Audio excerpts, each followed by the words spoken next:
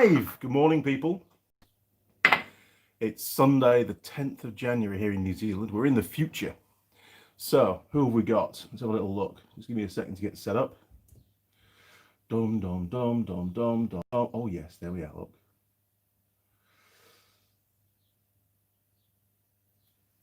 So, who have we got in the workshop today? Simon Roll. That first thumbs up thumbnail was one to scare the kids. It's not for kids, Simon. Sure was. Jim Kay. Hey, welcome aboard, Jim. Good to have you on board, mate. We got a long way to go and a short time to get there. As every day passes, Jim, it feels more and more like that. It really does. But saying that, I've got a lot done in the last, well, you've seen from all the videos. And most unlike me, there's already another 5 or 6 videos in the can, all edited up, uploaded to the channel and scheduled. So we're going to see if this notification thing from YouTube actually works. And it may be that I'm just not giving them long enough to activate, so to speak. So we've got videos up until January the 22nd. That's the last one to go out that I've edited up so far. So that's pretty good going, I think. Killswitch BB, hi Andy, and other folks. Good morning, Killswitch. Big Mint, that's a new one. Hi from Australia. Good morning, Big Mint. Right, coffee time.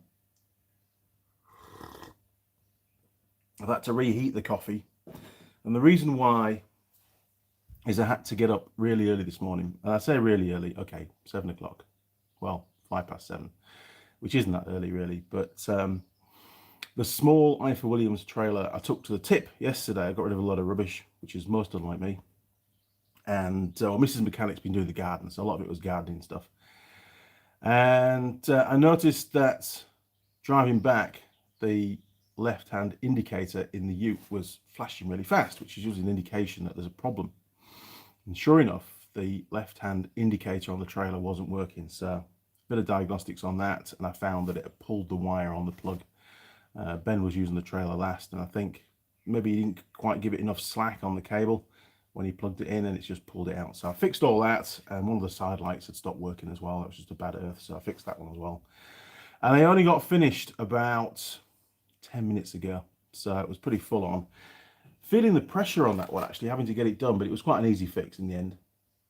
But I did clean up a few other bits and pieces before I found the fault. Because we only just put the plug on, so I thought, well, it can't be the plug. Plug will be fine, you know, it's got to be a fault on the trailer. But it turned out to be the plug. Standard issue really, isn't it? You know, when you do something, the most recent change that you've made to something often is related to the fault that you've suddenly got. So, but in this case, that wasn't really the case, I suppose, because it was more of a pull than anything else. But I think it was Ben that wired the plug up. I think it was.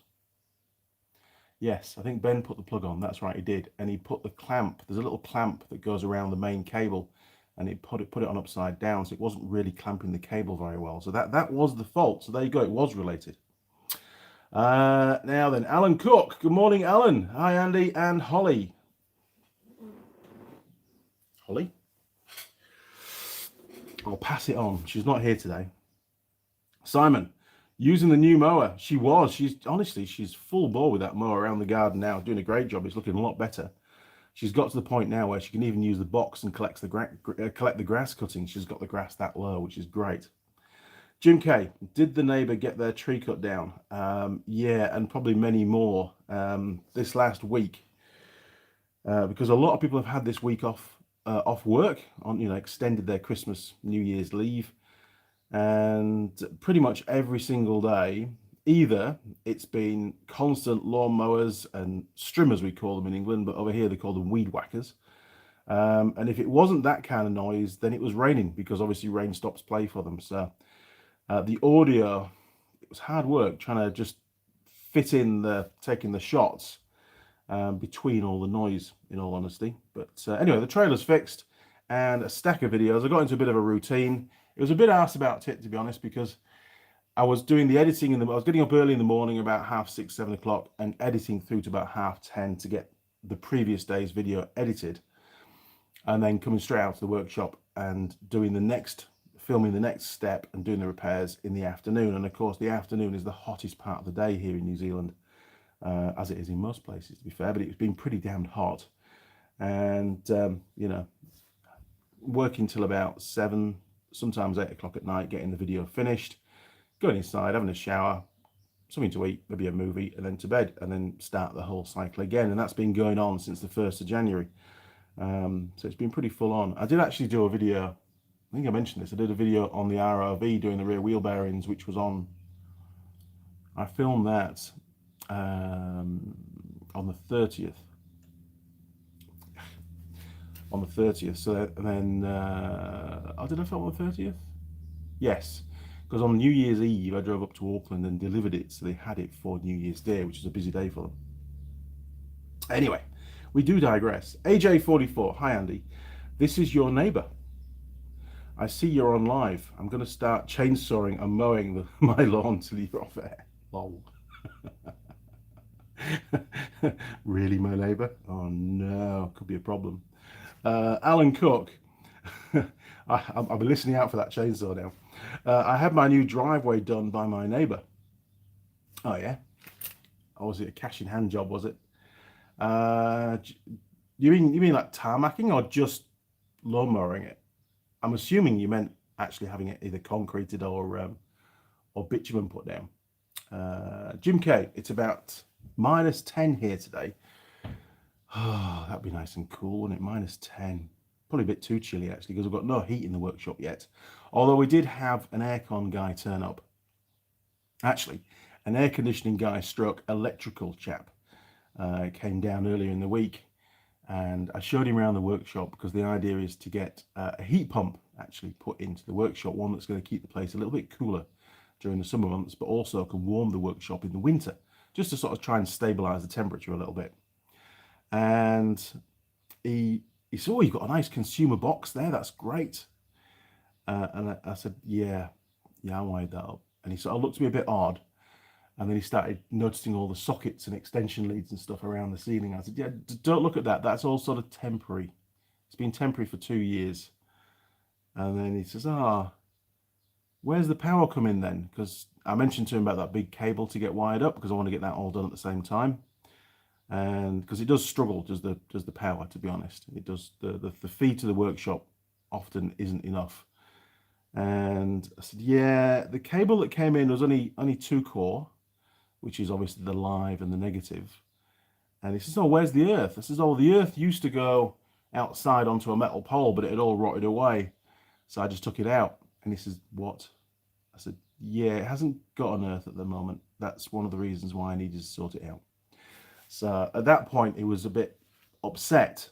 And I said, well, I can see why you're upset. I says, that's why I need you to come in and fix it for me. So he's going to send me an email with a quote to do everything. And we'll find out if we're going to dig deep and get it all sorted out. Now then, where are we? Kill switch, lol. I'm not sure if he's joking or not, to be honest. Caesar Mickelson. What do you like on your pizza? Oh, pizza. Well, my previous, a few years ago, my go-to was like a pepperoni sort of meat feast kind of pizza. Whereas I found now that spicy foods, especially Indian foods, tends to give me some pretty serious heartburn these days, and garlic as well. So I tend to opt more for like a chicken and cranberry kind of thing. Still real tasty, but not quite as aggressive on the old stomach, which is a lot better for me. Alan Cook, tarmac. Okay, bitumen. Yeah, same as in the UK. A lot of driveways over there are bitumen or tarmac. Simon Roll, Alan Cook, not Irish, is he? Funny, yeah.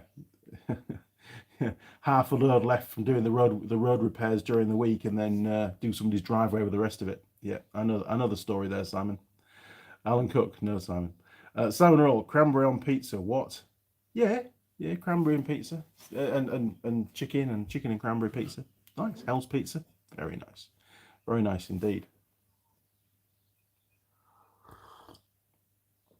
So we got a parcel. Another one of the interruptions this week was, and it's on video actually, but the video hasn't gone out, so you don't know. the post lady turned up with a parcel for me. So it's just there. So I thought maybe we should open the parcel. I've saved it for you. I've got a rough idea what's in there. It's something I've wanted for a while. And Jim K, thank you very much for your donation, because that has helped me to purchase the main item in that box. So let's take a little look. I think I might turn you around a little bit. Hang on, mate. We'll be really careful because the workshop's full of bikes. Hang on. Put you over there. There we go. Right. That works. Okay. I'll try and speak up so you can hear me. It's quite a heavy parcel.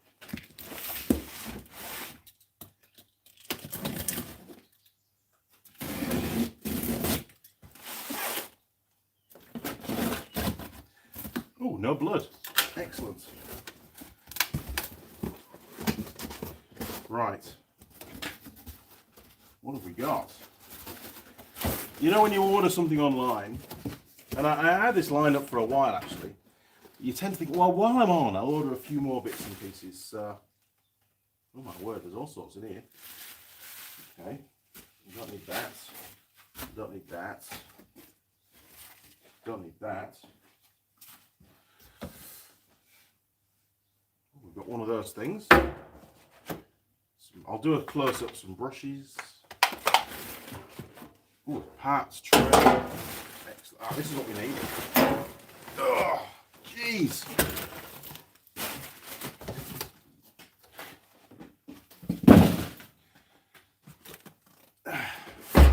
Can you still see? Not sure if you can. Hang on. Yes, you can still see. That's good. Okay.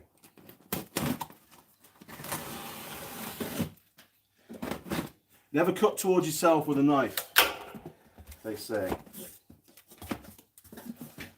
Whoa, look at this. Oh, look at that. That's nice. Right, let's have a play around with that. Time for a bit more of a close-up. Is that going to work? Yes. Oh, is it going to go up? It is. Look at that. So rather than balancing the bikes on dodgy bottle jacks, we've now got a proper scissor lift for the motorcycles when they're on the hoist. Because I did notice, I was on one of the videos, it very nearly fell off when I think I was with Holly actually filming that day. Dodgy as hell, undoing the swing arm bolt, I think it was. And it came with another little pad as well. Look at that. So you can, if you're underneath the frames, you know, irregular shape or something, you can use that to help wedge it in or whatever. So that's pretty cool. I do like that. Might have to get another one of those actually. Be quite good. Have two of those. Yeah. Cool. Right. What else do we get? Oh, I've got to turn you around again now. It's very difficult when the workshop's full of motorcycles that can't appear on the channel. Is that going to work? Yeah, that's going to work. Right, so we'll just plug you back in again. Terrible, terrible, terrible, Mr. Young. Awful camera work. Okay, so we've got the little hoist, and I took some time to set up a trade account with this particular supplier, and it's they are. Who are they? Where are they? They are. Hang on a second.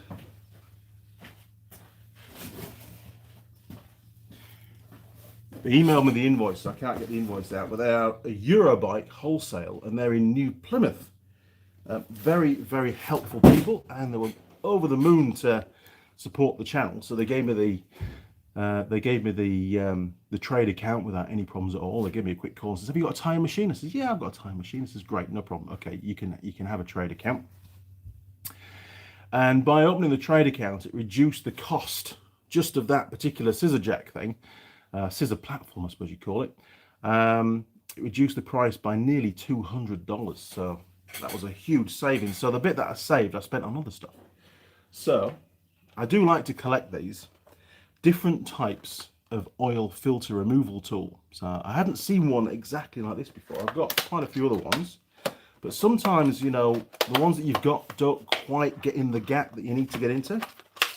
Things can be a bit tight. So I saw this and thought, oh, that looks pretty cool. We'll give that a go. So it sort of just looking at this, it's on like a little ratchet system. So you just move that lever there. Look, I'm learning as we go here. Demonstration off the cuff. So you move that lever and it opens up the jaws. Pretty cool to go over the filter. And that should do most motorcycle and ATV ones by the looks of it. They only do motorcycle stuff, so you know it should work pretty well. And then, of course, you've got it's got its own built-in ratchet system as well. So that's pretty cool. So again, you've got limited space. Then you can do that, and you can turn the ratchet over as well. It's got a little pawl. That's going to be quite good fun to use actually. It's well greased up. It's all good to go. Excellent. That'll go in the special drawer for oil filter removal tools. What else do we get? Now, I haven't had any really small wire brushes before, and I saw these on their website. They were like $7 for the pair. They were so cheap. I thought, right, we'll have some of those. These are brass ones. They didn't list any steel ones, otherwise I'd have got some steel ones as well. But I think they're selling them more for cleaning stuff. Look at that. That is really well made actually. It's a company called Unit N. There, look, on the end. So I like those. They're good. There's a bendy one and a straight one. And for $7, can't go wrong. So that'd be really useful for cleaning things up and getting in places. And then, last but not least, you can never have enough parts trays. Look at that, nice big one. That's going to mess with the camera, isn't it? Yeah, so, I don't know who makes that one though. Hasn't got any branding on it, but it's good and thick. It's not magnetic, obviously, but yeah, so there we go, look, quite happy with that. So that's my pocket money spent for this week, and next week probably as well. So back to the comments. AJ44, as much as I would love to be your neighbour, I'm not. Good. There was a channel in the UK, I think it's known as Trailer Fitters Toolbox now. Real nice chap, forgotten his name, sorry. I'm terrible with names. And he used, I think it was called Land Rover Toolbox before. And he built his workshop at home. I think they extended it and stuff. And anyway, one of his neighbours got wind of what he was doing, basically repairing vehicles at home without planning permission by the sounds of it. And he says, no, it's a YouTube channel. I don't do any retail work. It's just YouTube videos. And even that was enough for them to say, no, that's commercial. Even though it was a lost leader, he hadn't made any profit out of it. They still classed it as commercial use of the property. And he had to take all the extensions of the workshop and bits and pieces down and desist from continuing operations on that premises. And he was just about to shut down his channel, to be honest, and it was really, really sad. And then he decided to change it across to Trailer Fitters Toolbox, and I think he does the videos at work now by the looks of it. So it's really good to see he's carried on. But yeah, it's amazing the power that some neighbours have.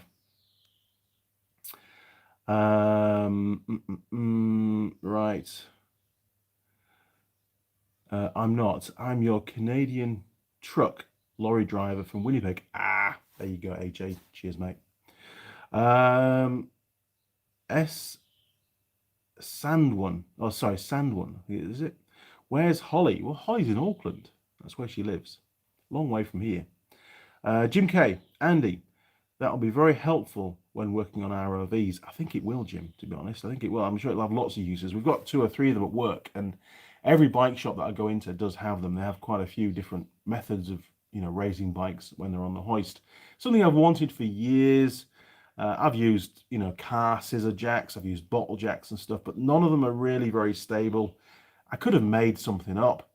But in all honesty, it's just time. Everything's time, and sometimes it's just easy to go, look, you know what, spend the money, get it, have done with it. But being able to get a bit of a discount as well, it made it viable to get. So it's going to be a great addition to the workshop, and it's going to get lots of use. I'll be using it on Alan's CB750. There's still quite a bit of work to do on the bike. To give you well, it's not really a spoiler alert. I've got as far as We've now already fitted the, well, the Dana coils was the most recent video to go out. The next video to go out is making up the new HT leads. And I use the kit that I got from the UK to do that, plus some NGK plugs and stuff. So all those are made now and on the bike. I then did a video on how to fit new ignition points and condensers. That's a video that I really wanted to do whilst the bike was still in points configuration. A lot of people nowadays, you know, especially the next generation of mechanics, the younger lads that are coming through, have never worked on points before. And I get asked on a regular basis when bikes go into workshops, how do these work? And sometimes when they service the bike, you know, or service the bike, they tend to shy away. They don't know what needs to be done to the points to service them. So they just do an oil and filter change and lube everything up and bits and pieces, and they don't touch the ignition points. And that's a critical part of a service. So I thought, well, a video, especially on a multi-point arrangement like on the CB750, would be quite valuable in demonstration. And I did look at a few videos on YouTube that do already cover that. Some of them probably have slightly better content than mine. I mean, you guys can be the judge of that. I tried to make a really good job of it. I didn't use a dwell meter on it. I do have a dwell meter on loan, but I'm going to do a video using a single points arrangement inside a distributor of a car and do all that on the bench, so it's really clear to see, to understand what dwell is and how it's changed. So I didn't want to make the video too long. A lot of my videos are really too long, so I was going to cover the dwell as a separate video altogether. So once that was done, I then made a video covering the installation of the Dana ignition system. So all that's done. The video is already on the channel, but it's hidden at the moment. That'll go out, I think it's maybe the 19th, I think, from memory. And then the final video that I got done was I went into that kill switch. Remember, during the testing, we found a reasonably large volt drop in the part of the kill switch circuit, which formed originally part of the primary ignition circuit. Turned out to be a much larger job than I originally planned. However, it is now fixed. It's back on the bike. Still needs the bullet connectors putting on into the loom, but I've really got probably a whole day to spend on the bike just swapping out all those bad connectors. Done quite a bit of rewiring. I'm sure there'll be some more rewiring to go, but it's coming on. Then there's a new set of tires to go on the bike, and I've got to put the whole thing back together. It's looking like it's in a million pieces at the moment, to be honest. I have done startups of the bike with the new ignition system, and no, I'm not going to tell you what happened. That wouldn't be right.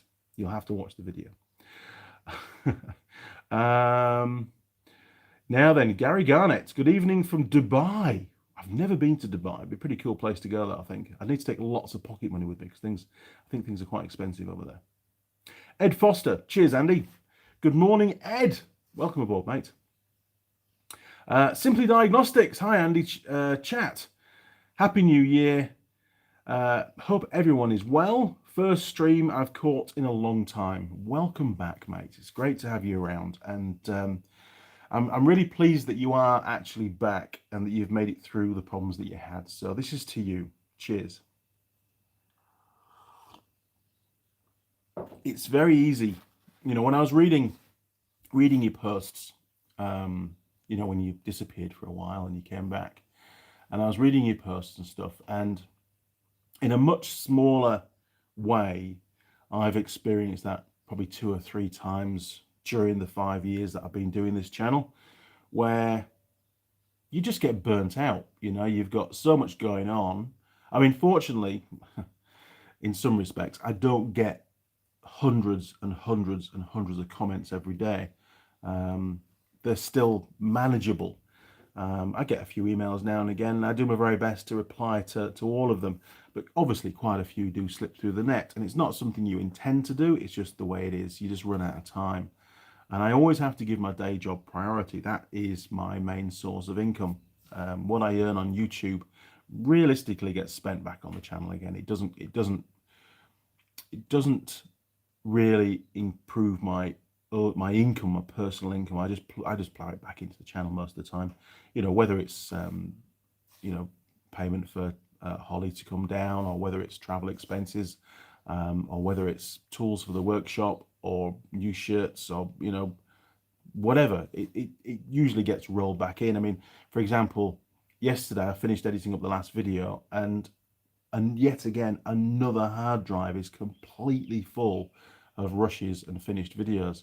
So I actually can't edit up any more videos until I go out and buy a new hard drive, and you're looking at about 250, 300 bucks for one of those, and they don't last forever. And the problem is you've got to have a duplicate hard drive to save all your backups on as well. Otherwise, and I've had this happen before, the hard drive will fail at some point. They always do, and then you potentially can lose a lot of stuff. And fortunately, so far, skin in my teeth, I've still got all the videos in their original format, both in rushes and the rendered videos. I don't want to lose those, because if you try and download the video back off YouTube, it's nowhere near as good a quality as the original. So I have to keep those.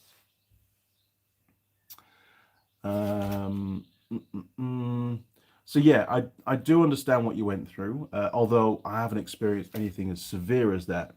But no, well done, mate. And we all, you know, we're all supporting you, and you just do what you can when you can. Don't feel that you have to, you know, upload videos to YouTube on a set schedule. You actually don't. I don't think you do. I mean, I'm proof of the pudding, to be honest. There's been in the past sometimes a whole month, 6 weeks could go by, and no new videos. Not so much in the last year, but certainly sort of year 2, year 3, there were periods of time where I was working away a lot, or just didn't have anything in the workshop to do, or just didn't have the time to do the videos. Going back. Simon, looks like a handy filter tool. I'll let you know, Simon. It looks very well made, very well thought out. So we'll put it to the test on a video at some point. AJ44, during my off days, I repair small engines. I had a neighbour that called on me as well. When the planning board showed up, I assured them that they belong to my family and friends. Yes, that's pretty much the only way you can get out of it. You're fine to do stuff for your own family, but you know, I mean, for me, obviously, I'm bringing ROVs in on a regular basis. I mean, it's stopped now. I've got them all done again, but it'll start again in 3 or 4 months' time. And at the moment, the neighbours are fine with it. You know, I do make a little bit of money out of doing it, obviously. There's a lot of work involved. So at the end of the day, I suppose it is commercial. But if push came to shove, you know, I would just have to stop doing them. And that would be a big loss, I think, for quite a few of the clubs. It really would. Because I'm sure there are other people around, but A, I'm sure they charge more money, and B, they probably, well, going by historical evidence, they wouldn't do as good a job. Alan Cook, have you made cases for your spanner? I haven't. No, not yet, Alan. I've not had time. It's very safe. It's in my little tiny cubbyhole where I edited all the videos. It's in fact I put it in a plastic box yesterday in the office, or day before yesterday, to keep it nice and safe with a few other bits and pieces. So I know exactly where it is, Alan. Don't worry. Grant Long, hey, I've never done more than coils and plugs on a car. Do you think I can handle coilover installation and just get an, what was that?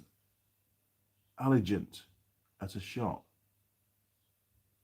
What's an allegiant? Is that a typo? It must be a typo, surely. Well, coilovers shouldn't be too hard to install, to be honest. I mean, obviously, you know, you've only got to really supply them. Well, you're obviously going to have some kind of a pickup, so you'd have to read the instructions. I think it's a job that I haven't done before. The one thing to bear in mind is that coilovers, so where the ignition coil is mounted on top of the spark plug, I never think it's a good idea, to be honest, because, you know, ignition coils, we all know historically, don't like heat, excessive heat, or vibration, and they get both on an engine. There are a few models, I can't digress into what they are, but there are a few models out there that went from a remotely mounted ignition coil to a coil over arrangement, and within a couple of years went back to the original because they had problems with the coilovers. So just beware, you know, they may not last as long. Normally coils will last the life of the vehicle, you know. I mean, the little Suzuki Jeeps we had, 20 years old, and the vast majority was still running the original ignition coils, no problems at all, and that was mounted on the firewall on a little bracket, so there was no real vibration, there was hardly any heat other than the heat that they generated themselves. Banana Brooks, isn't it pronounced Dina S rather than Dana S? Well, I'm only pronouncing it the way that I read it, D-Y-N-A, Dana. But I suppose, you know, maybe I am putting an A in there. I don't know. It is what it is on the box. We all pronounce things differently around the world. Sometimes we call things completely different things, don't we? Yes, I'm a pendant from the UK. A pendant? Isn't that something you put around your neck? Explain. That must be a typo. John Nuttall. Hi, Andy. Have you ever seen the oval piston with two conrods on the NR750 1992? I have. Not in person, obviously. I've only read about it. What an amazing machine. Shame they dropped that design, to be honest. I'm sure it had a few inherent design issues, but wow, combining two cylinders into one, pretty cool. Gary Garnett, I don't know how you cope with the channel and the day job.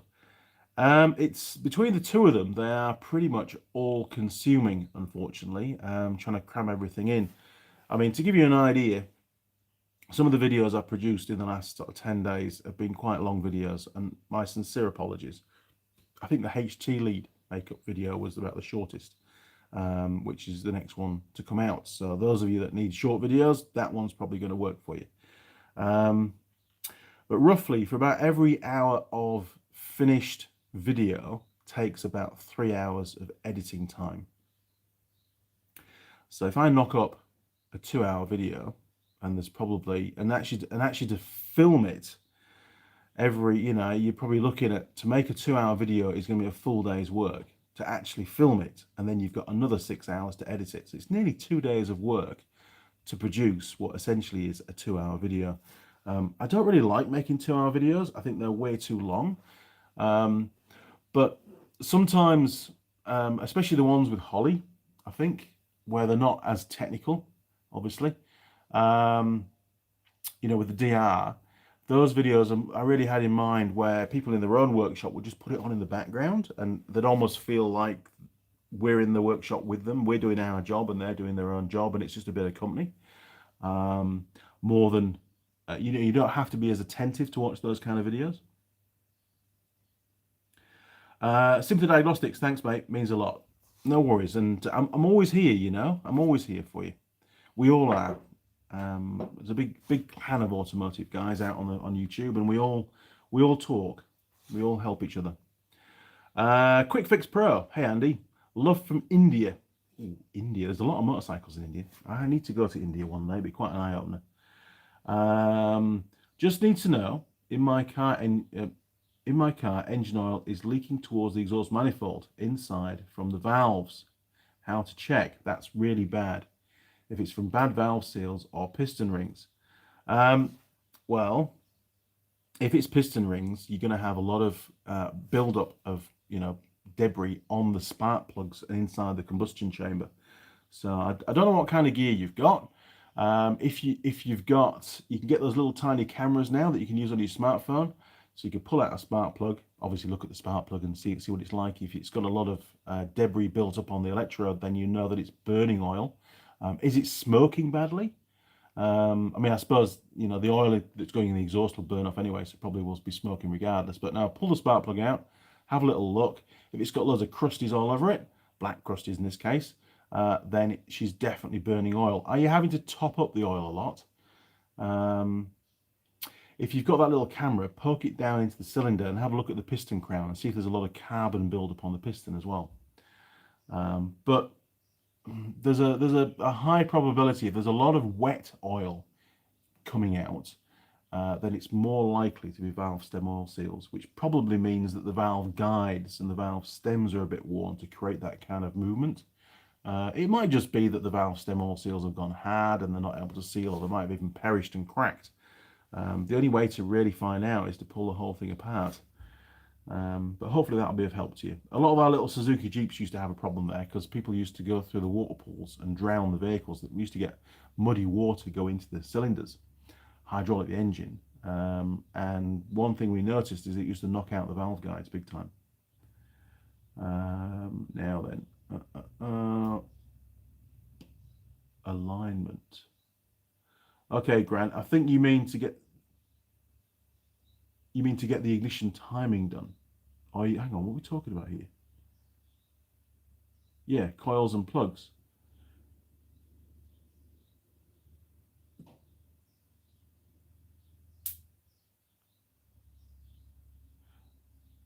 Okay. Oh, sorry. I was thinking that you were talking about the ignition coil on top of each spark plug, not coil over suspension. We sort of jumped from ignition stuff to suspension stuff. My fault. Yeah, coilovers. So that's, where you've got the coil and the shock combined. That should be fine. Shouldn't be a problem. Give it a go. It's not hard. But you will need to get an alignment done though. So ignore everything I said about the other stuff. Terrible. Right, hang on. I'm lost again now. My bad. Funny. Robert Hickey, my Volkswagen has a coil pack lost spark. A new Bosch unit costs $56 US. Not bad. That's cheap. That is cheap. Jim K, are there snowmobiles in New Zealand? Yes, there's one in Taupo. Not that it snows in Taupo, but there's one outside a cafe, or there used to be, in Taupo. Definitely in the South Island. But I think I haven't really seen many around, but I know they do exist. There's definitely snow in certain parts of the South Island that's there for long enough to just justify having them, for sure. I'll keep my eye open, Jim. I will. Choppers Rule 1. Good day, mate. Good day, Choppers Rule 1. Welcome aboard. How's it going? It's going really well.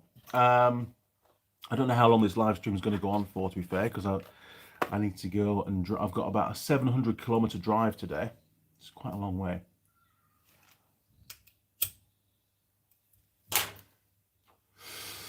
I've got to go and collect an ROV, and then I've got to drive up to Auckland tomorrow. So I've got more driving tomorrow morning as well. So all up, it'll be about 1,000 Ks between when I leave here to lunchtime tomorrow.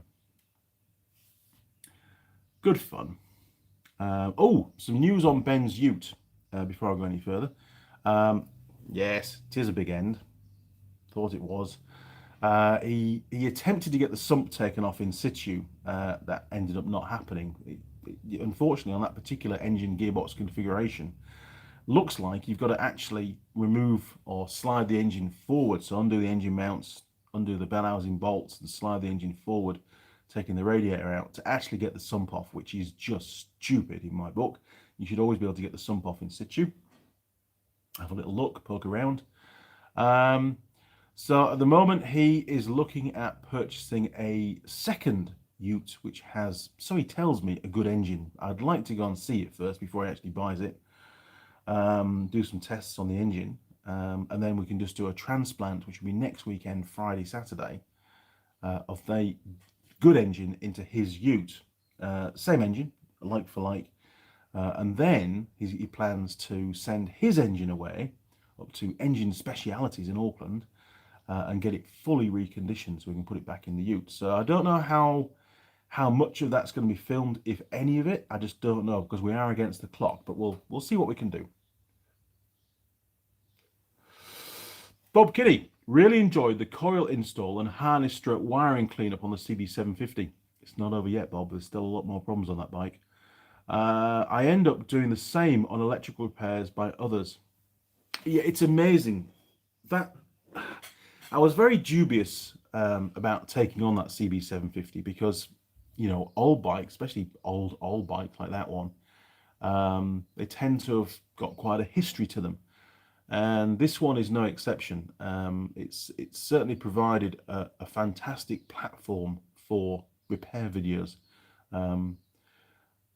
The more I get into it, the more bodges I find. So it's going to be really good to get it all sorted out.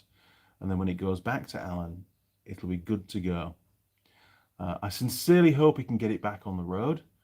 I think, unfortunately, the paperwork side of things could be the Achilles heel of the whole project. I keep mentioning to him about the paperwork, and he keeps looking at me with a really blank face and then saying, "Oh, you can sort that out." And it's something that I can't sort out. If I don't have the documents that I need, then I can't get it put through certification again, because it needs to be revinned, recertified, which is no easy task on a really old bike. They require a lot of information, and you've got to have proof of ownership, which could be a bit of a problem. But the one thing it has, the one saving grace it's got, is the frame number is still very, very clear on the headstock. Without that, it's a non-starter. It looks absolutely original, so we shouldn't have any problems there. Oh, scrolling back up. Hang on. Yes. Stephen Salter. Hi, Andy. Regards from Scotland. Freedom. I bought a DeWalt. I couldn't help that. It's that movie that gets me every time. I bought a DeWalt impact gun. Right, no problem. Which seemed to run faster, but now runs slowly in all modes. Are there any tests I could do, or should I just send it for warranty check? Have you got more than one battery? That's the question. If you've got more than one battery, then, and chances are you should have. Is it the same with both batteries? If it is, then it's obviously a fault inside the gun itself. And to be perfectly honest, you can't pull it apart. There's little seals and stuff all over the place on modern electrical tools. And if you break any of those seals, it'll void your warranty. So my suggestion is just take it back. They may just give you another one. Have you noticed, even though it's running slower, have you noticed any reduction in performance, as in, torque? If so, then definitely take it back. It sounds to me like there is an internal fault. Quick Fix Pro. Thank you so much, buddy. I'm watching your live stream at 1:36 a.m. here in India. Hey, no worries, mate. Don't stay up too late. Choppers Rule 1. I had a misfire in my Mazda 6. Turned out to be dirty injectors, so clean them and replace the plugs and replace the HT leads. Runs great now.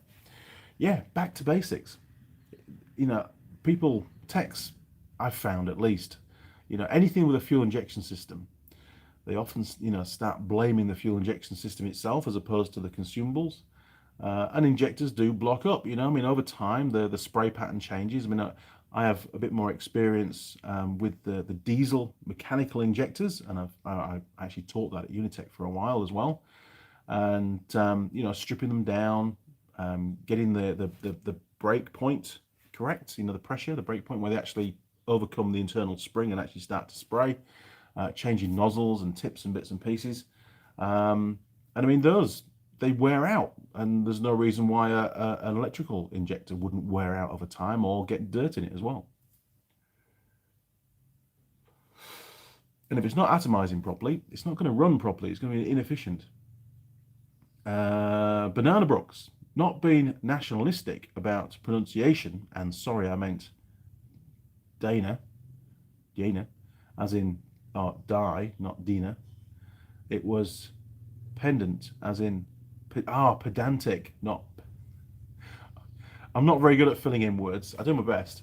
That's all right, mate. It's all right. Don't worry about it. We like I say, we just call things different things, and I thought it was called Dana, not Dinah. But you could be right, Dinah. AJ44. These live chats are good for the soul. I'm in my shop with the wood stove going. Oh, nice. I used to have a wood stove in one of my sheds. Working on a blower. Is that a snow blower? And have the live chat going. It's like having buddies in the shop with you. shooting the bull. It is. That's why I enjoy it. Lupsido, morning Andy. Good morning, Lupsido. Hope you're all good, mate. And I take it you're still in Dunedin. Stephen Salter, many thanks. We'll send it back. Yeah, I think that's probably the best option. I mean, you've got a warranty. Just use it. You know, it's not it's not your fault. It's not working properly. Mike Adams. Hello, Andy. Hi all. Good morning, Mike. Choppers roll. I'm looking at a 2008 Mazda BT50 turbo diesel Ute, 5-speed, starts straight away, no problem, any issues. I should check before I make the plunge and buy it. Well, Mazdas are basically Fords, aren't they? BT50s, it's the same as the Ranger that I've got. Turbo diesel, 5-speed, mine's a manual. What size engine is it? Was it a 3.2? Mine, I think. 2008, so that's going to be a bit older than mine, isn't it? Quite a lot older than mine, actually. So it will be a different engine to what's in mine. Well, just check your air filter. You know, make sure the engine's not breathing too heavily. If there's any oil residue in the air filter, then that's usually a sign that there's a bit of an issue. And also check around the turbo area for any oil leakage. It could be an indication that the seal's going, especially on the intercooler pipes as well. And you know, just the standard checks of a Ute, really. Just go underneath and have a look at all the bushes and springs and bits and pieces, see if it's been, you know, heavily worked or if it's had light use. How many Ks has it done? Samuel L. Chappell. Hey Andy, good morning, Samuel. Alan Cook. I'll be putting my shed up. Oh, I need another shed, I really do. But I have to finish the carport. I've got the other carport to finish, and we've got to get the wiring and the cooling sorted out for the workshop. That's on the cards for 2021. This year has to happen.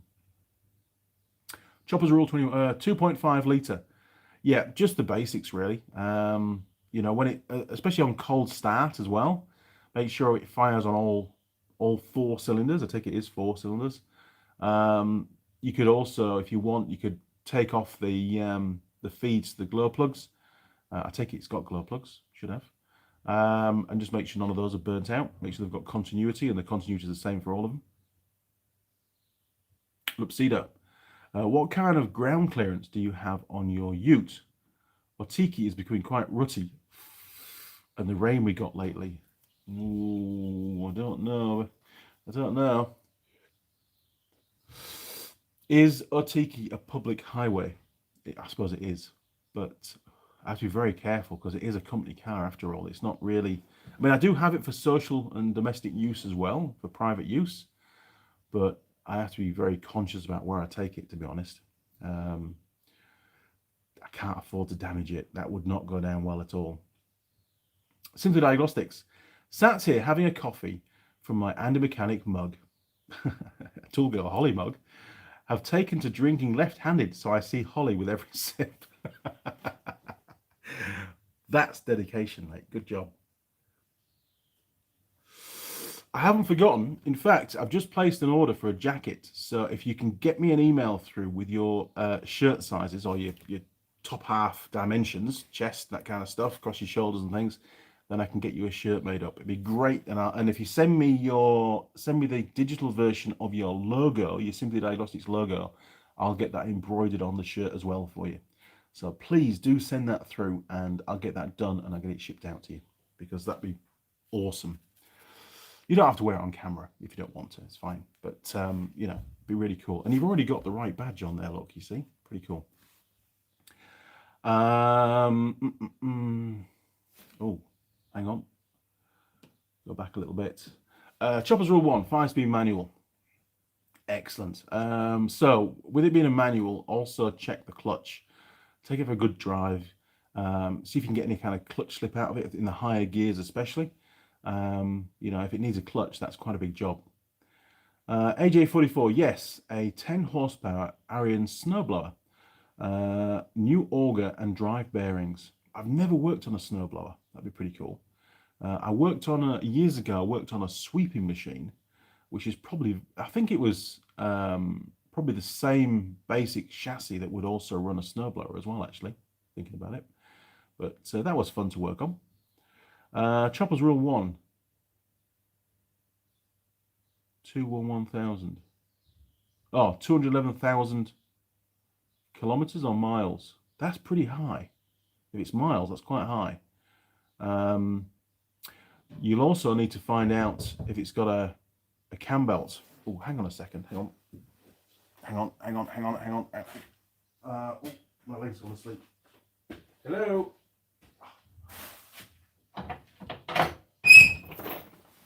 Oh my word! I can't open it too much because we've got ROVs in the background. Can you close the door for me?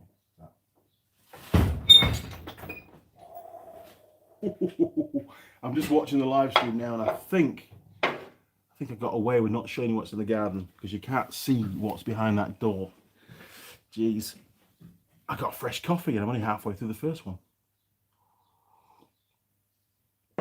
So going back to the Ute, if it's got a cam belt, probably has, then diesels are usually pretty hard on cam belts. Find out if it's been changed recently, because otherwise it's going to need one, no doubt.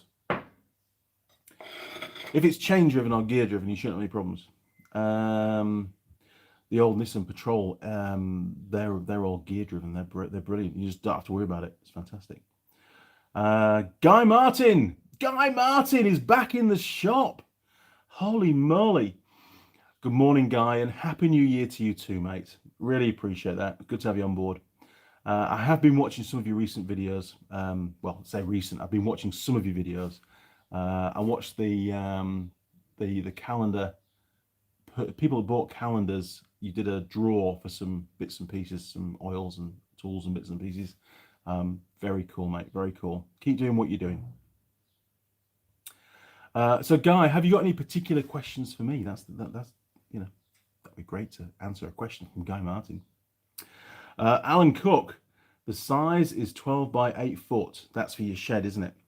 12 by 8. 12 by 8. That's about the same size. 12 foot. Oh no, it's bigger. I think I had about a 6. About a 6 by 8 was my very first shed. So twice the size of that. That'd be not a bad little shed to have, actually. That's about the same size as my second shed, actually, because I bought a single garage as my second shed. We paid £80 for it back in England, and we had to go down to this person's house, take it all down, take it home, and put it back together again. Very cheap shed. And then I put some fresh felt on the roof and then rewired it all. I put all the wiring in and stuff. And I was about 14 when I did that. Osman471. Morning, Andy. Morning, everyone. Finally plucking up the courage to start working on cars again. I should hope so. Good job. It's not easy. So what, sorry for my ignorance, but what stopped you working on cars? What happened? I'm interested to know. Banana Brooks, please don't shy away from working on older bikes. Oh, no, absolutely not. No. I love the old bikes. It's getting harder to find people to work on classics, at least in the UK, but owners must accept the time and effort involved when it comes to the bill. Well, I mean, for this particular project, the CB750, there is no bill. All the work that I've done on that bike, there's no labour content. Alan just pays for the parts, most of the parts. I've even covered some of the parts. There's no labour charge whatsoever. I'm doing this for the love of doing the work and for producing the videos, because I think it's important. There's a lot of these bikes around the world, and the knowledge base, and to be fair, I'm learning as I go as well. There's I've never fitted a Dana electronic ignition before, and I've learned how to do that. And it was actually very easy, in all honesty. You just follow the instructions and it all made complete sense, and yeah, very, very happy with the outcome. But yeah, it just brings back memories of working on the old Hondas, from when I was sort of a teenager, really. Thoroughly enjoyed doing it. It's nice. They're simple enough to work things out. They're also simple enough to be able to make changes to them to make them better, because technology has changed. So yeah, very, very happy. And it's not about issuing a great big invoice to Alan at the end of it. It's not the reason why I'm doing it at all.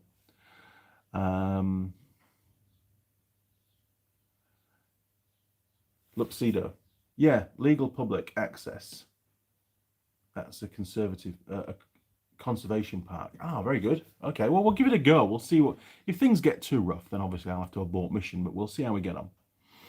John Dwyer. Hi guys, see you soon. Hi guys, see you soon. That means it's hello and goodbye.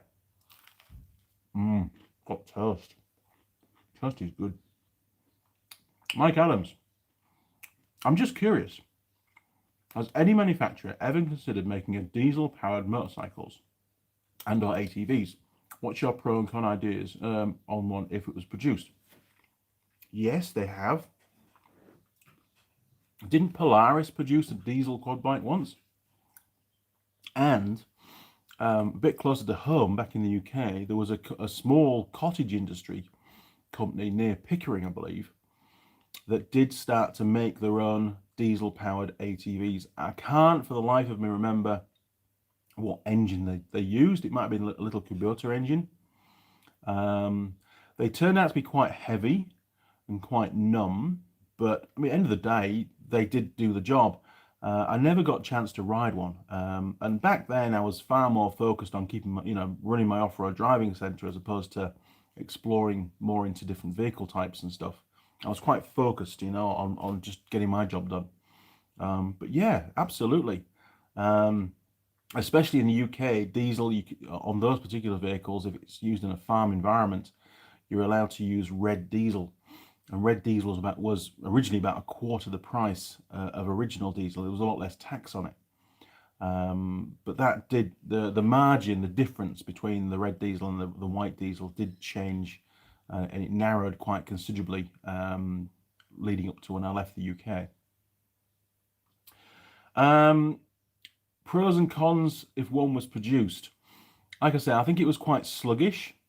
You certainly wouldn't, with the engine it had in it, you wouldn't have used it for recreational work. It just didn't, it wasn't as responsive. It was a bit more like a little diesel tractor lawnmower or a small tractor. It was a very small rev range. So obviously you had to change gear, and I don't know whether it was CVT drive or whether it was manual gearbox. I just don't know. I don't have the details on it. But I think it was quite agricultural in its design, probably quite robust. But I would say not that much fun to ride, but it probably was very good at doing a job.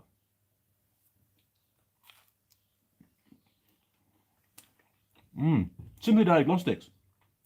Oh, sorry, laptop. Thanks, Andy. Now I'm back. I'll do it tomorrow morning. Excellent. Email address is, with a mouthful of toast, andymechanic@live.co.uk. I'll keep my eye open for it, and I haven't heard back from the from Uniform NZ yet regarding the jackets, so they may still be on holiday. I'm probably going back to work on Monday, so I can tag that onto the order. Simon Rawl, Simply Diagnostics. You had a nice selection of whiskey behind you on your last live stream. Honestly, you'll be so careful what's in the background when you're doing live streams. People pick up on all sorts of stuff, don't they? But good call, Simon. Yes, it's always good to have a good selection of whiskey around. Robert Hickey, do you get snow at the bottom of the South Island? Absolutely they do, yes, without a doubt. They've had snow in Dunedin, obviously Queenstown. Invercargill gets snow. Yeah, and there's plenty of places that get snow. Alexander, Cromwell, sometimes Cromwell, not very often though. More just coming down the hillsides, but not so much in the town.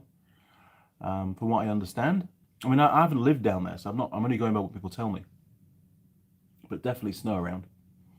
And there's a lot of hills down there that do get well covered in snow. I mean, when I've flown into Queenstown during the winter, it's just white out. You can be flying for half an hour and there's just nothing but snow capped, or you can't see any green. Everything is white out outside. It's just amazing. The views are just phenomenal.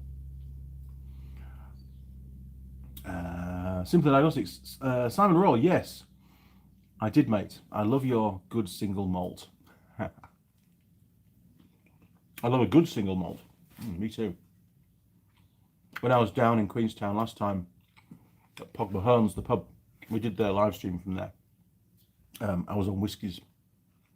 I think it was on the Saturday night. It might have been the Sunday night. One of the nights I was having whiskey. It was great. It was very, very nice. Very good. Coppers Rule 1. Clutch is good. No noises in it. I have a 326,000 kilometre on my Mazda. Still runs great, lol. Or kilometres. Okay. Yep. I mean, Utes obviously are a lot more durable than normal cars. So it should be okay, but it all depends what kind of work it's done in the past. We had an old Nissan D21 pickup. It was the petrol version, and it was used for basically dealer transfer of vehicles. It was its main job, towing the car trailer. And I drove that thing all over England, or Scotland, Wales, wherever I had to go, the UK basically, swapping out one car for another because it was different specs or a different colour or different model or whatever it was for our Nissan stroke Renault dealership that we had as a family. And I can't remember the mileage on it, but it did so many miles that it actually, a fault developed with the rear axle where the half shafts in the axle, there was too much slop from side to side, and it wasn't the bearings.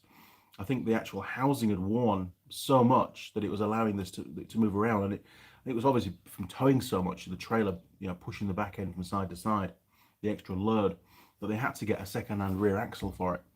But it did hundreds and hundreds and hundreds of thousands of miles, that thing, and the engine was bulletproof. It was amazing. It did have a fault. It had a fault that they never got around to fixing. That when it was stone cold, and you started it up, engine was running, obviously on fast idle because it was on choke.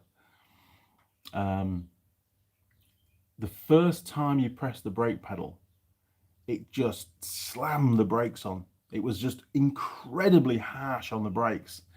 And then as the engine warmed up and the brakes started to warm as you were driving, it eased off a little bit, but it was just instant lock of the brakes. You got to the point where you were actually using the handbrake for the first few if you were shunting it around the yard, the last thing you wanted was smacking your head on the windscreen. You couldn't really use the brake. It was so harsh. But once you'd been driving for a little bit, it was fine. There was no problems. And they never found the fault.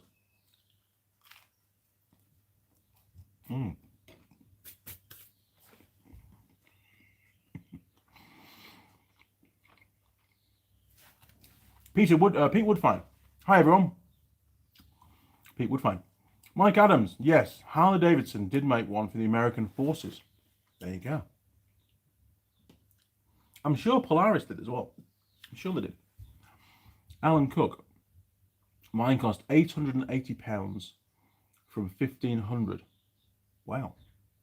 That's good. Is it a wooden shed? Or is it a steel shed? Because the one we put up recently in the garden, well, I say recently, probably about a year ago now, was a steel shed that Ben bought up in Auckland. And man, it was so flimsy.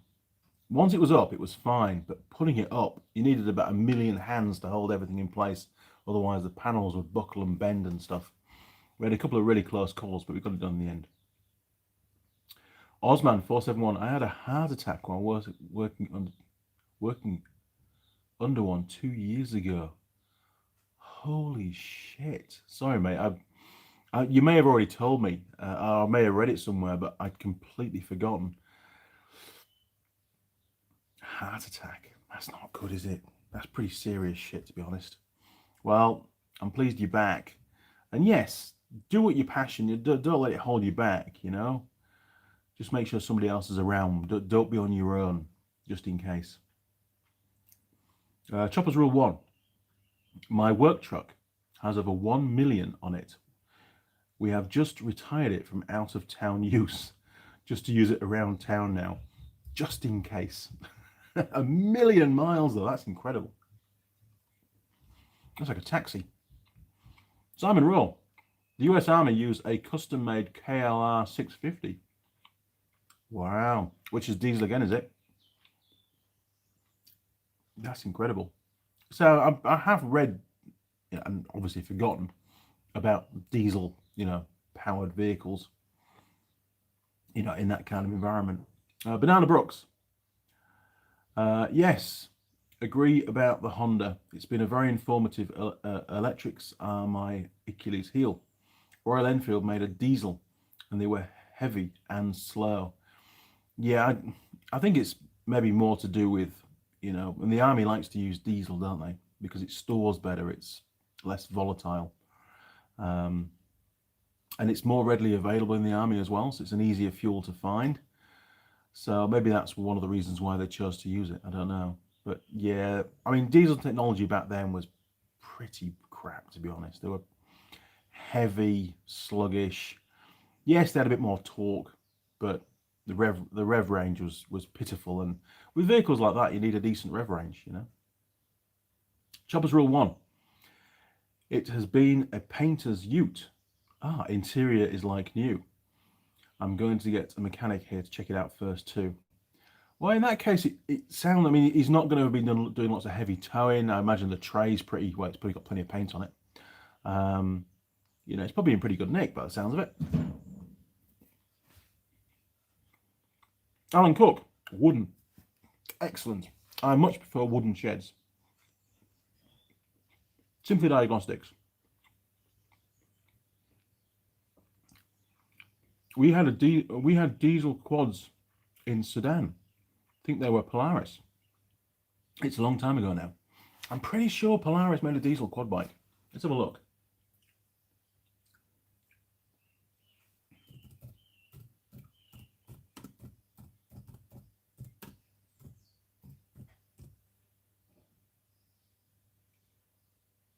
There you go, look. 1999, first one that came up, 1999 Polaris Diesel 455 ATV.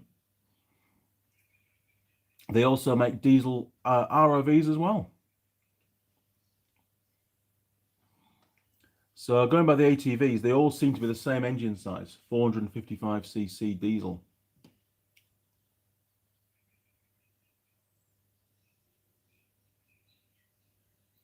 Wow, looks pretty cool. Be interesting to have a rider one, actually. I'll have to see if there's any in New Zealand, see if any of the bike shops have come across one and I can get to go and have a rider one and see what they're like. Polaris Sportsman 455 diesel. Yeah, they do exist. I was pretty sure it was. And they also made a military version, which is a Polaris DBAT diesel, 4x4 military.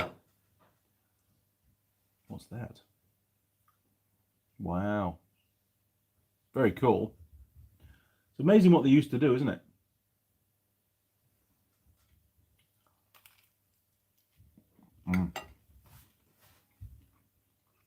Mike Adams. The cold start grabbing brake issue. If you have power brakes, it did. In my experience, was a bad booster. And there you go. They never changed the booster on it, I'm sure of that. Kill switch. Peeps, if you're watching, smash the like button. Please do. John Nuttall. Andy, did you go get my email after the live stream last week? If not, I'll send it again. I think I did, John. I probably didn't reply. I was very busy editing at the time. Let's have a look. Bear with me, people. Bear with me. Because if I don't do it now, I won't do it. Oh, anybody in the UK, have you got any contacts at Belstaff Motorcycle Jacket Place? Because Andy wants a new Belstaff jacket. And I have emailed them. They might still be on holiday, I don't know. I have emailed them. They haven't got back to me. So Simon, anybody, if you've got any contacts at Belstaff, please let me know. Because I need to get hold of them. I'm just getting organised. Remember I said there was going to be a trip through New Zealand on the little Suzuki DR200 that I'm building up for Holly. Well, I think it's going to evolve. I think it's going to be a trip from the top of the North Island to the bottom of the South Island. That's a long way. It's a very long way on a DR200. But I can do it. I know I can do it. And then when I get down there, I'll leave the bike at Rogers Motorcycles in Invercargill and I'll fly back. And then next time I'm down doing my rounds in the Ute, I'll pick it up and bring it back. That's what's going to happen. So yeah, that'd be pretty cool. Right, John. Here we go.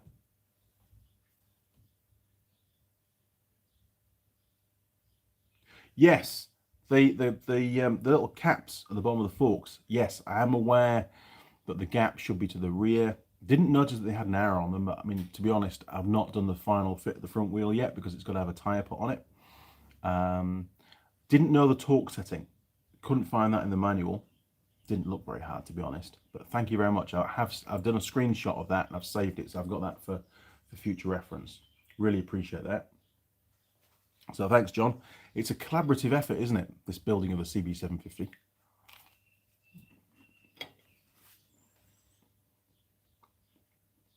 Mike Adams. Pete Woodfine. I never knew Harley ever made a diesel. Interesting.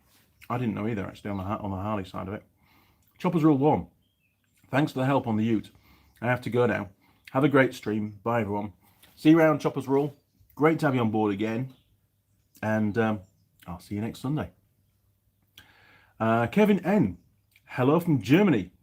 And you're a great channel. Well, thank you, Kevin. I really appreciate that. I obviously, these live streams are very different to the normal videos that go out. But I have found that it's, I was thinking the other day, I was flicking through my phone, looking at all the live stream videos, and I was thinking, when did I start doing live streams? And it was in March, which was when we first went into lockdown here in New Zealand last year. So give it another few weeks, and I've been doing a Sunday live stream every week without fail for a year. That's pretty good going, isn't it? I never planned to do them anywhere near as long as this. It was really just a lockdown thing. But since doing them, I've really got used to doing them, and I really enjoy it. It's great to have you guys on board and just have a friendly chat on a Sunday morning. It's nice. So thanks, Kevin. Appreciate that. And welcome to the clan. Fireblade. Morning, Andy. Have you owned many sports bikes? If so, your favourite? Very simple answer to that. No. I'm just not a sports bike kind of person, to be honest. I like to have a lot of fun on bikes. And I find that sports bikes, you tend to end up going a lot faster to get to that same sort of fun threshold, where you're pushing the bike and things are starting to get a little bit iffy. So I tend to err for more like trail bikes. I mean, I suppose my Supermoto is about the closest to a road going type bike that I've ever owned. That I've actually ridden myself. I mean, I've had lots of other stuff that's come through the workshop and been sold on. But to consider as being my bike, then really that's about it, to be honest. I even enjoy riding the smaller stuff. Sort of 250s, just having a laugh, a nice little light bike that you can throw around, do stupid stuff on. I mean, I've worked on a fair few, road sports bikes, but just not my cup of tea, to be honest. I tend to fall off them, and I tend to push myself way too hard, beyond my skill set, I would say you would call it. And I think on a sports bike, things could dramatically go wrong very quickly. So sorry, Fireblade, I couldn't really elaborate any more than that, to be honest. Bob Kinney, we enjoy the live chat. Well, so do I. The feeling is mutual. John Nuttall, there was one before that, but just for you, not the live stream talk. Okay, copy that. I'll check back on that one. George, good morning, Andy and crew. Adding to diesel bikes, there was a Royal Enfield diesel Bullet, also known as Taurus, sold a long time ago. Please have a Google check. Okay, Royal Enfield Taurus. Diesel Bullet.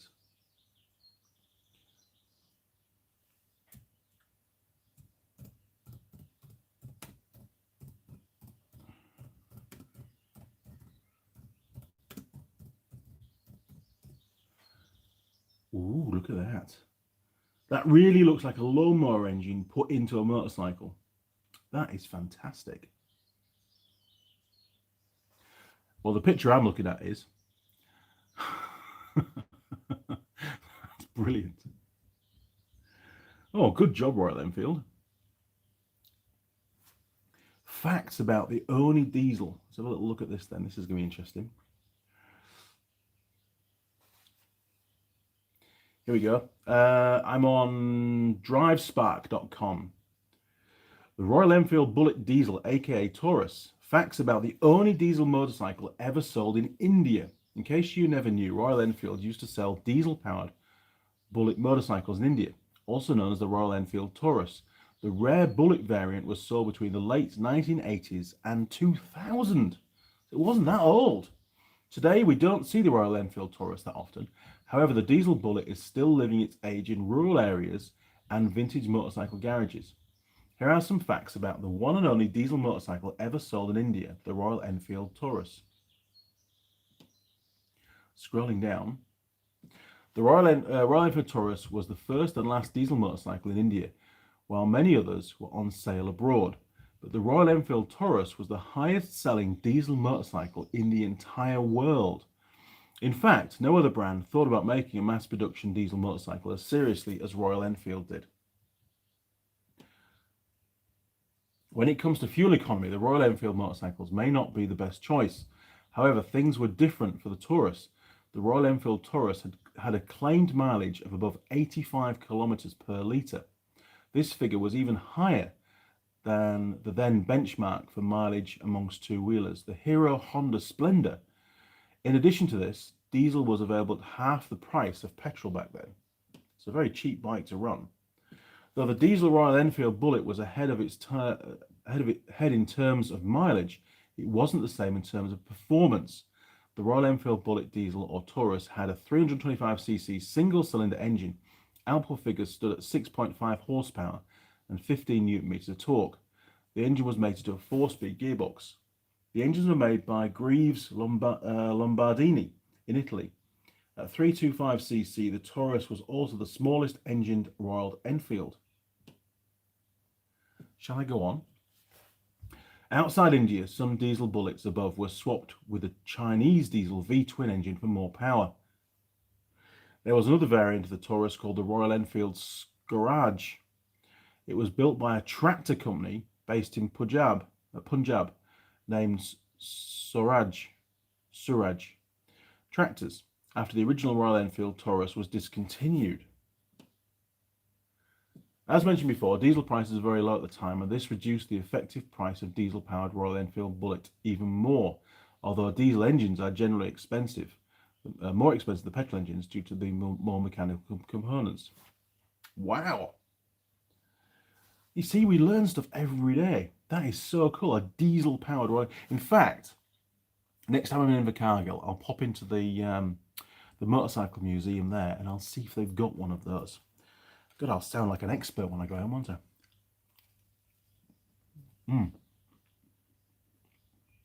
Oh. So many comments.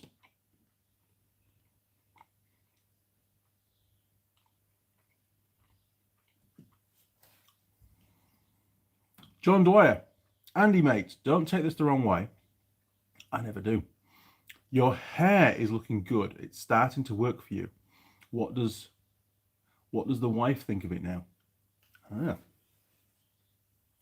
It's getting longer, isn't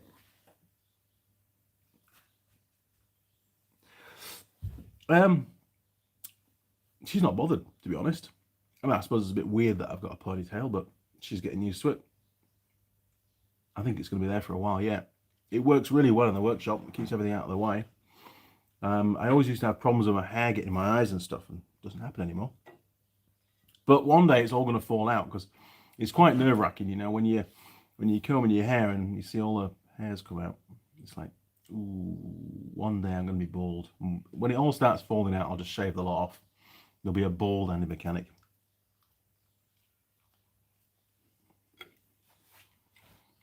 Bob Kinney. BMW fitted bike with a diesel engine. Wow. It's a lot more common than what I thought, to be honest.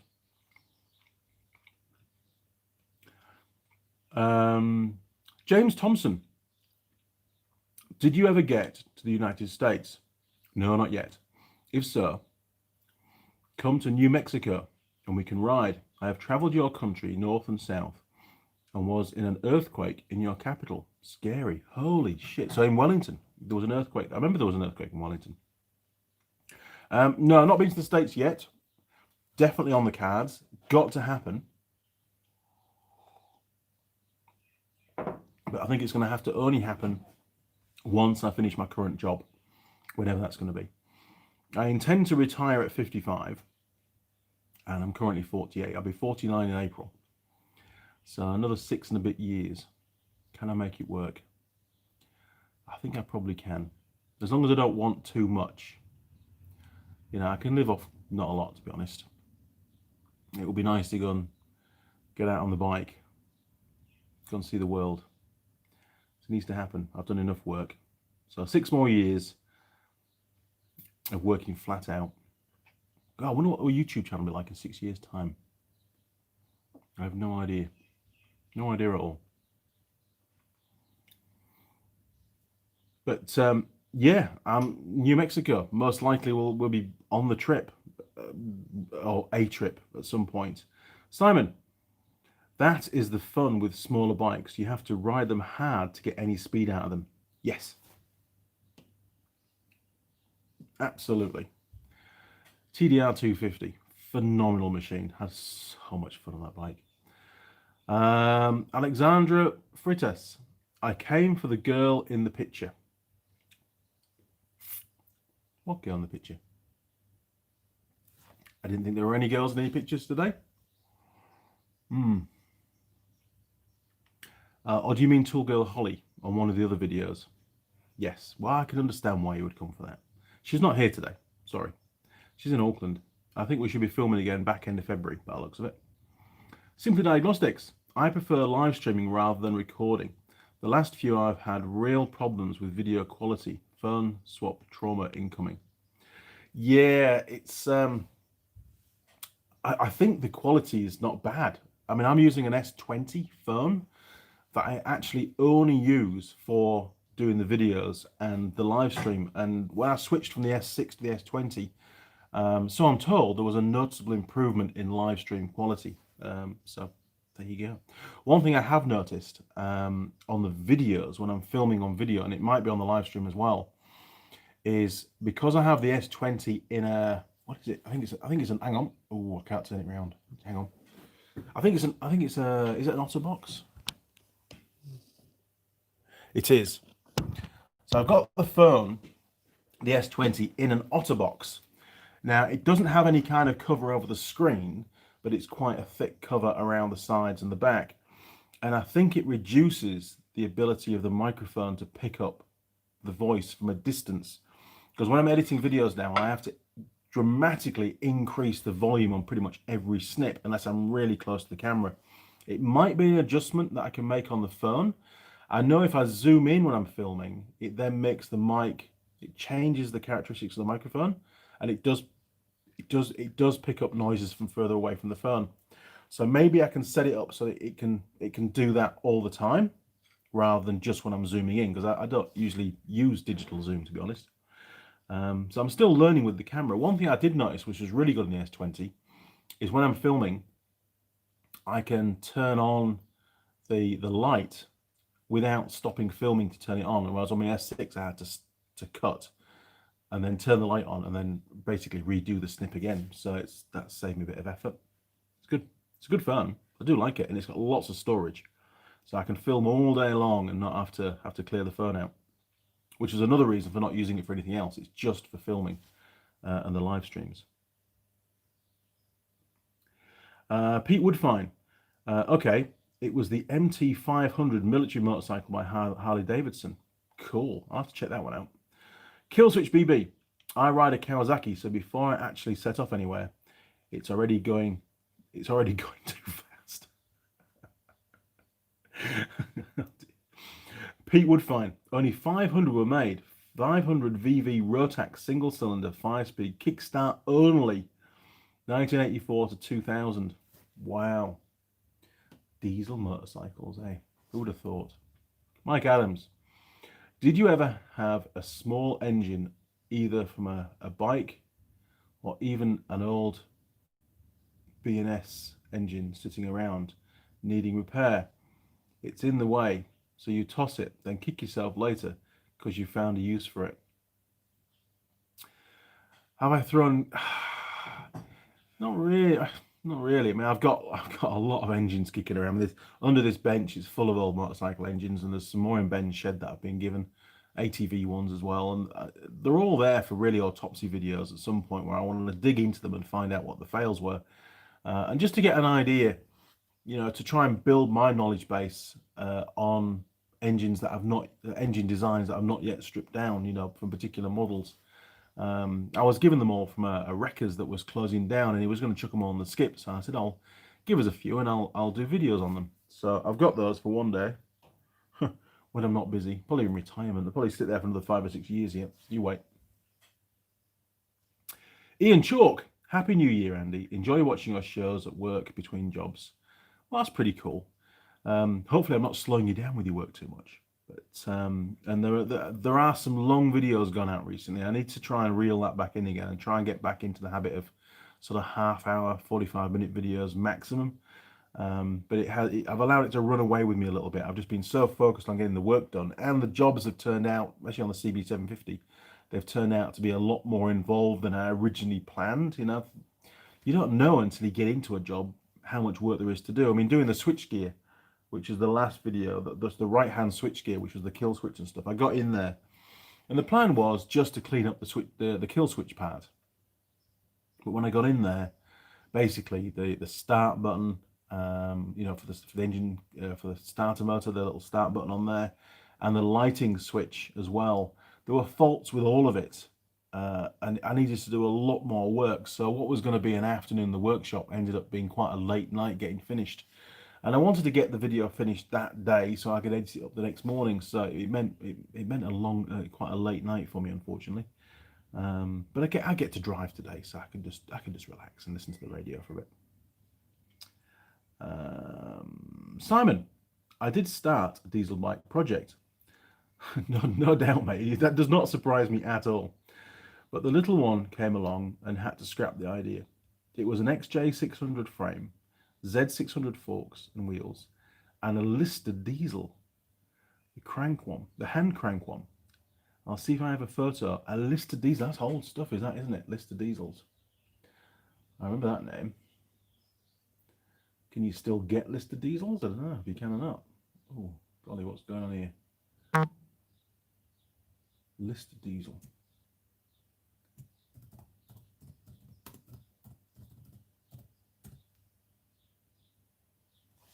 Oh, look at those. Lots of different styles. A Lister Petta TR1. Single pot. I heard my phone go zip. Hang on. Oh. Simon Roll sent a photo. Downloading photo. Right, give it a minute, Simon. We'll find out. Give that a minute. Remind me. We'll go back to it. Very cool. Right, I'm going to finish my toast. What's left of it.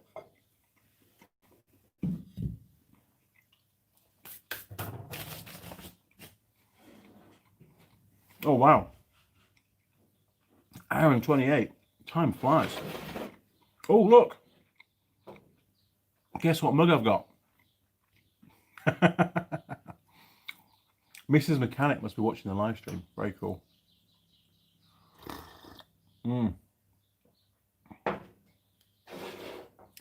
Don't forget, you're awesome. We're all awesome. We all do a great job. Tom James, sorry, I realise I'm late to the show. What did I miss? Well, you nearly missed it because I'm not going to carry on for much longer. I've got to hit the road. Come on, download the photo. God's sake. My phone's getting a bit low on power at the moment as well. Let's charge that up. No worries, mate. No worries. So, what else have we got to talk about? We're waiting for Simon's Lister picture to come through for his Lister engine. We'll see what that looks like.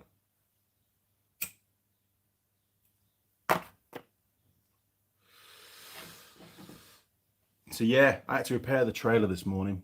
I don't feel comfortable driving something around that's one of the lights isn't working properly because it's just an excuse for Mr. Plod to pull me up. And today I've got to go up to, basically, I think it's to Taupo first, and then you head, well, I might not need to go into Taupo, but between Taupo and Rotorua, heading north, there's a right turn, takes you into the forest, and there's an old forgotten highway that runs all the way through to a place called Penkiri Station. If you Google it, you'll find it. It's in the middle of nowhere. When I went there to deliver this ROV a few weeks ago before Christmas, one of my last jobs actually, it was on a Friday afternoon, Saturday morning job. I went basically on the main road towards Napier from Taupo, and then turned left and went north, followed the coast up for about 100 k's, and then turned left again to come back on myself into the forest that way. And it was a very, very long way round, and still the roads weren't great. It was quite tight and twisty in certain places. So this time I'm going to take the small trailer and I'm going to go in from the other side, but it's about 100 kilometers, so I'm told, of gravel road. I'm pretty sure I've ridden it on a bike years and years ago. I might have even driven a car down there. I've looked at the map, it looks vaguely familiar. There's a couple of really tight sections through where the road's been cut through the rock around a lake, but I think with the small trailer I can get round. We'll find out, because if I can't get through and got to go up, turn back and go the long way around, it's going to be a very, very long day. But if I can pull it off, it might save me about an hour and a half each way. So it'll reduce the whole journey time by about 3 hours, which is quite significant, to be honest. Come on, Simon, has your picture come through yet? Let's have a look.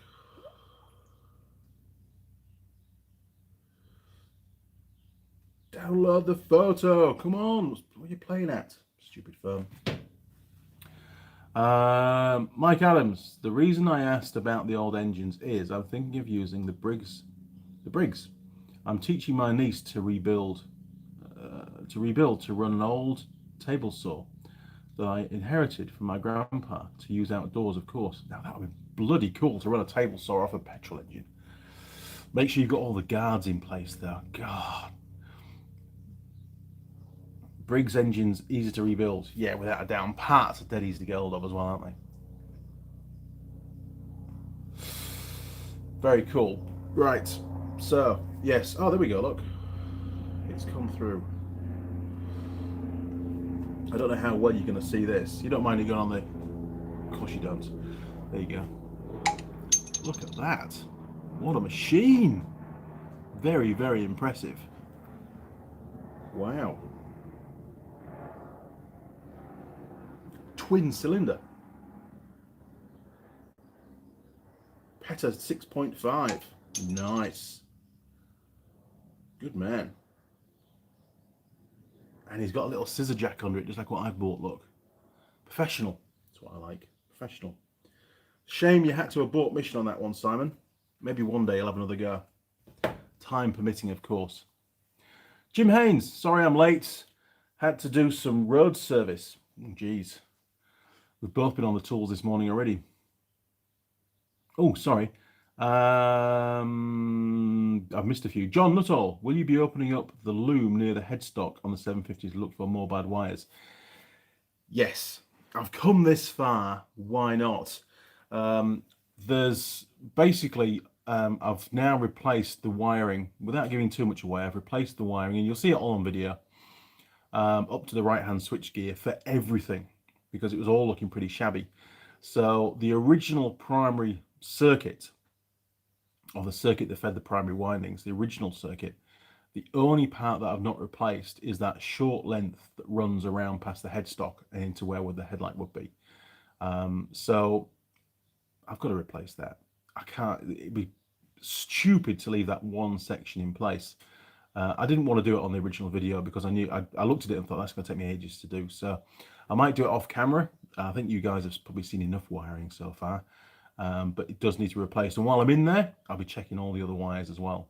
My biggest problem and my concern is that I don't have all, I've got very limited colors of wire here in the workshop. I don't have all the wiring with the various different color traces and stuff. So, you know, I'm going to be altering the color codes on the bike, which is bad. It's going to be really bad for the next person working on that bike. So I might have to label everything up Or I was thinking about maybe getting some clear heat shrink and just cutting a short length of the insulation off the original wire, slitting it down and just putting it over the new colored wire, and then putting the clear heat shrink over it. And that way you'll be, you know, for anybody working on the bike, they'll be able to see the original color code of the wire. That might be a way around it. I've just got to find some clear heat shrink. I think it'll look quite tidy. It would certainly solve the problem. Tom James, Musty 1 is good for small engines. A Musty 1 is good for small engines. Jim Haynes, sorry I'm late to do the process. Jim K, can't believe there are so many splices in that wire harness. What was the person thinking? I know there's blue tape, insulation tape all over the place. I mean, a lot of it's gone now, and we actually found bits of yellow insulation tape embedded in parts of the harness as well. So somebody's definitely been in that harness on more than one occasion over the years. But like I say, it's nearly 50 years old. It's to be expected, I suppose. But I do need to tidy the whole thing up and get it, you know, absolutely minimize the number of connections on that bike, just to try and future-proof it, really. We got out. So we're at 1 hour and 36 minutes. You've got till I finish this cigarette to ask a few more questions, and then we'll have to sign off, because I've got to get all the bike, well, get some of the bikes put back in the workshop, get changed, and hit the road. It's gonna be a long day. The soldering must have been done by a blind man. Yes, it was just blobs, wasn't it, Simon? I thought my soldering was bad, but geez, it was horrific. It really was. I mean, okay, it was a joint. I suppose we can give them that, but wasn't pretty by any means. Bob Kinney, lol, I thought the same about the wiring. Until you start pulling the loom apart, if I hadn't have done that and just laid the new wires over the outside and taped them to it, which a lot of people would do because, you know, a lot of the time constraints, I would never have found them, and the bike would have gone out with potential, you know, failures in the future, and it wouldn't have looked good on my workmanship. So if you're going to do the job, do it right. Just take the extra bit of time and get it right. And at the end of the day, I'm not in any great rush to get that bike out of the workshop. It'd be nice to see it done and gone. But while it's here, I'm thoroughly enjoying doing the work. And, you know, it's not often you get the opportunity, for me at least, to do a restoration. Oh, it's not a full restoration, but you know what I mean. To do this kind of work, I want to make sure it really matches the caliber of the bike. I'm also hoping that Dana Tech, I'm going to send them emails to with an email with the links to the videos.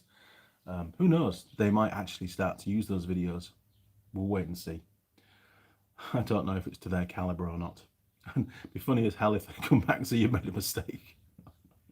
That wouldn't be good. But anyway, it's a learning curve, isn't it? Bob Kinney, lol. Yes, Jim Haynes. Oh, message retracted. Sorry, Jim.